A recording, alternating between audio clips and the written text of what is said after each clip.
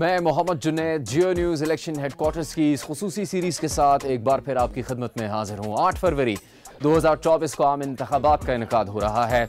आज भी अहम सवाल आपके सामने रखेंगे और उनके जवाबात आपके लिए पेश करेंगे। एक अहम सवाल ये कि इस इंतखाबात में आज़ाद उम्मीदवार बड़ी तादाद में हिस्सा ले रहे हैं, उससे इन इंतखाबात पर क्या असरात मुरतब होंगे।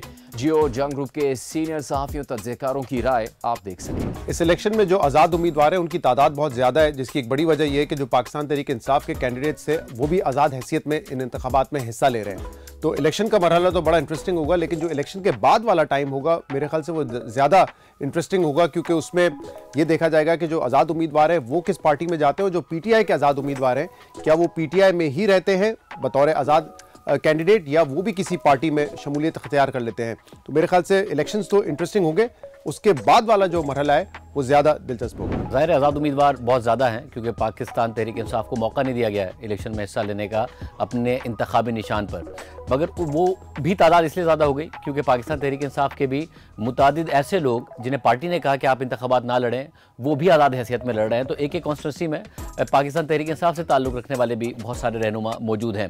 मेरा ख्याल है शुरू में तो बहुत ज़्यादा कहा जा रहा था कि अहमियत होगी, अब मुझे लग रहा है कि आज़ाद जीतेंगे ज़रूर, मगर शायद जो एक कौमी बाद में हुकूमत बनेगी फेडरल गवर्नमेंट, उसमें शायद इतना बड़ा किरदार ना हो जितना शुरू में असेस किया जा रहा था, और नून लीग एक बहुत मेजॉरिटी के शायद करीब चली जाए अब जो इस वक्त हालात वाक़यात नज़र आ रहे हैं। बट बहरहाल आज़ाद उम्मीदवार जो जीतेंगे उसमें से कितने तहरीक इंसाफ में रहेंगे, ये बहुत ज़्यादा अहम सवाल है जो इलेक्शन के बाद ही पता चलेगा। देखिए, आज़ाद उम्मीदवारों का ये इलेक्शन कंसिडर किया जा रहा है क्योंकि आज़ाद उम्मीदवार जो हैं वो इस तरह बहुत अहम होंगे, ख़ासतौर पर वो जो पीटीआई से एफिलिएटेड आज़ाद उम्मीदवार हैं।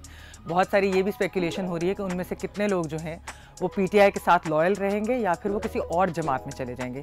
तो एक तो ये बहुत अहम है। दूसरा ये कि हम देख रहे हैं कि बहुत सारी सीट्स ऐसी हैं जिसके अंदर आज़ाद उम्मीदवार जो हैं वो कंटेस्ट कर रहे हैं। तो पॉलिटिकल पार्टीज़ कोई भी ऐसा लग नहीं रहा कि वो सिंपल मेजॉरिटी लेगी, तो अगर कोलिशन गवर्नमेंट बनती है तो उनको आज़ाद उम्मीदवारों की भी बहुत ज़रूरत होगी।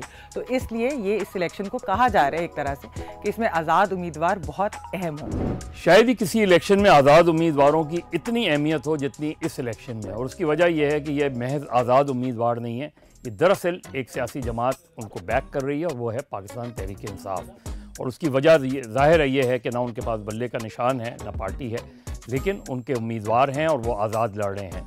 लिहाजा क्या वो आज़ाद उम्मीदवार इलेक्शन के बाद आज़ाद रहेंगे या वो कोई सियासी जमात को शमूलियत इख्तियार करेंगे, बड़ा सवाल है।